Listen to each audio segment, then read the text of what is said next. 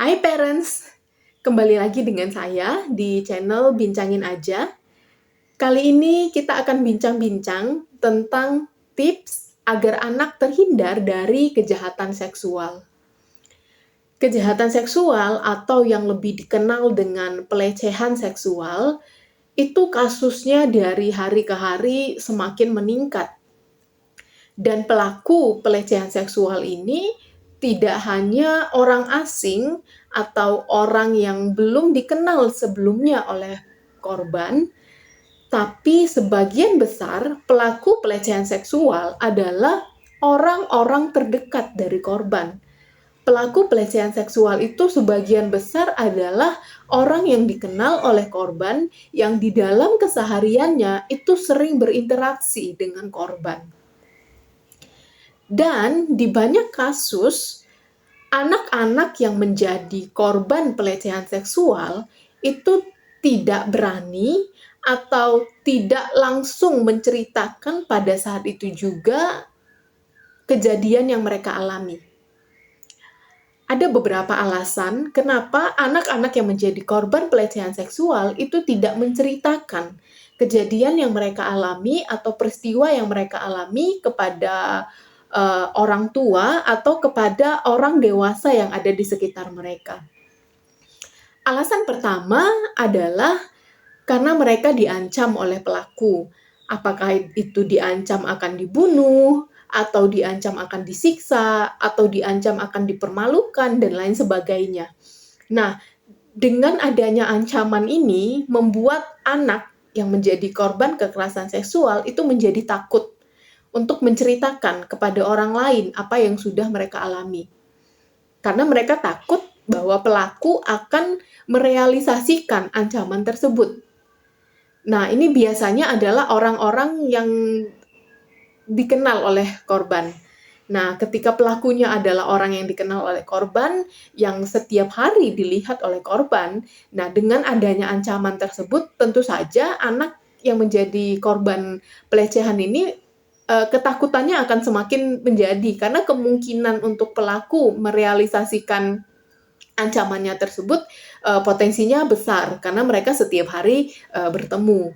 Nah, sehingga anak menjadi takut karena ancaman dan mereka tidak menceritakan apa yang mereka alami kepada orang tua atau kepada orang dewasa yang ada di sekitarnya.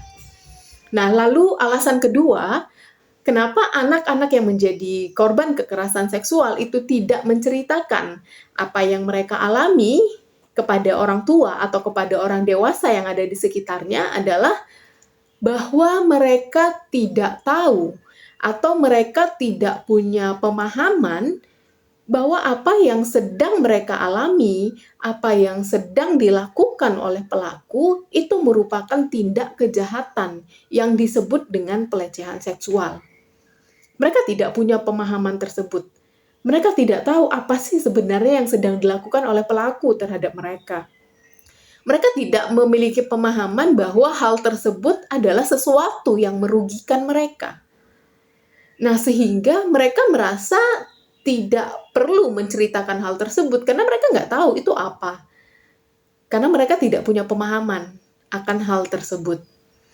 Lalu alasan yang ketiga adalah mereka tahu apa yang mereka alami, mereka tahu bahwa apa yang dilakukan pelaku adalah sebuah tindak kejahatan, atau mereka tahu bahwa mereka sedang mengalami yang namanya pelecehan seksual, tapi kemudian mereka menjadi malu, sehingga mereka takut untuk menceritakannya kepada orang lain, karena mereka tahu itu sesuatu yang memalukan bagi mereka. Takut apakah nanti akan disalahkan, takut apakah nanti akan dibully, takut apakah nanti mereka akan dihukum. Nah, kemudian alasan yang keempat adalah anak-anak yang menjadi korban pelecehan seksual, atau tidak hanya anak ya, orang-orang yang menjadi korban pelecehan seksual itu memang tidak punya keberanian atau memang memiliki ketakutan untuk menceritakan kepada orang tua atau kepada orang dewasa yang ada di sekitar mereka tentang kejadian buruk yang mereka alami pada saat itu. Nah, terkait alasan keempat ini, tentu saja itu sangat berhubungan dengan pola komunikasi yang dibangun antara anak dengan orang tua di dalam rumah. Ketika pola komunikasi yang dibangun adalah komunikasi yang terbuka, komunikasi yang positif, maka anak akan sangat mudah, akan sangat terbuka untuk menceritakan apapun yang mereka alami, baik itu kejadian buruk atau kejadian yang baik, apakah itu peristiwa yang baik atau peristiwa yang buruk, mereka akan sangat mudah menceritakan kepada orang tua ketika komunikasi yang dibangun adalah komunikasi yang terbuka dan komunikasi yang positif. Sedangkan ketika di dalam rumah antara anak dengan orang tua tidak terjalin komunikasi yang baik, tidak terjalin hubungan yang baik, dan setiap kali anak menceritakan sesuatu hal yang buruk atau setiap kali anak menceritakan kejadian-kejadian yang mereka alami, mereka tidak mendapatkan respon yang seharusnya atau mereka justru mendapatkan respon yang negatif. Nah, ini membuat anak kemudian menjadi tertutup. Anak kemudian menutup diri sehingga peristiwa buruk yang mereka alami mereka tidak ceritakan. Karena mereka takut akan respon negatif yang akan diberikan kepada mereka. Dan mereka kemudian memilih untuk memendam saja apa yang mereka alami. Walaupun mereka tahu bahwa itu adalah kejahatan. Walaupun mereka tahu bahwa itu adalah pelecehan seksual. Tapi karena sudah terlalu sering menerima respon negatif, nah akhirnya mereka memendam. Mereka memilih untuk menutup diri saja. Nah, kita sebagai orang tua tentu saja memiliki keresahan dan kegelisahan tersendiri untuk menjaga anak-anak kita agar mereka terhindar dari yang namanya kejahatan seksual. Ada beberapa hal yang bisa kita lakukan agar anak-anak kita ini terhindar dari kejahatan seksual.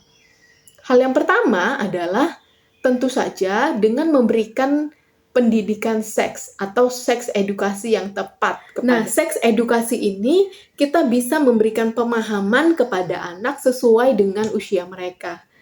Pada anak-anak usia dini sampai anak pra-remaja, kita bisa memberikan seks edukasi dengan menjelaskan bagian-bagian tubuh kepada anak dan memberitahu anak bahwa ada bagian-bagian tubuh yang sensitif, yang itu tidak boleh dipegang oleh siapapun, kecuali oleh diri mereka sendiri dan orang tua, atau mungkin oleh orang yang dipercaya. Nah, apa saja 4 bagian tubuh yang sensitif tersebut? Yang pertama adalah bibir, lalu yang kedua bagian dada, yang ketiga adalah bagian kelamin, dan yang keempat bagian pantat. Nah, kita harus jelaskan kepada anak tentang 4 bagian sensitif ini dan kita harus benar-benar tekankan kepada anak bahwa tidak boleh ada siapapun yang memegang atau memaksa memegang atau memberikan imbalan untuk memegang 4 bagian sensitif tersebut. Hanya yang boleh memegang adalah diri mereka sendiri dan orang tua atau orang yang memang sudah dipercaya. Lalu kita masuk ke tips yang kedua.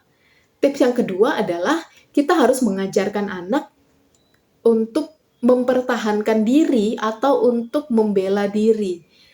Jadi kita harus ajarkan anak bahwa ketika ada orang yang mencoba atau yang memaksa untuk memegang keempat bagian sensitif tersebut, anak harus berteriak atau mencari bantuan dengan pergi atau berlari sambil berteriak untuk mendapatkan bantuan dari orang yang ada di sekitar mereka. Kita harus jelaskan kepada anak bahwa ketika ada orang yang memaksa mereka untuk boleh memegang atau menyentuh bagian sensitif mereka, itu adalah orang yang memiliki niat jahat kepada mereka.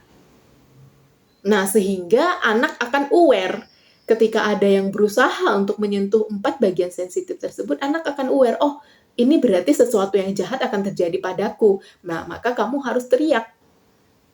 Kamu harus lari atau mencari bantuan.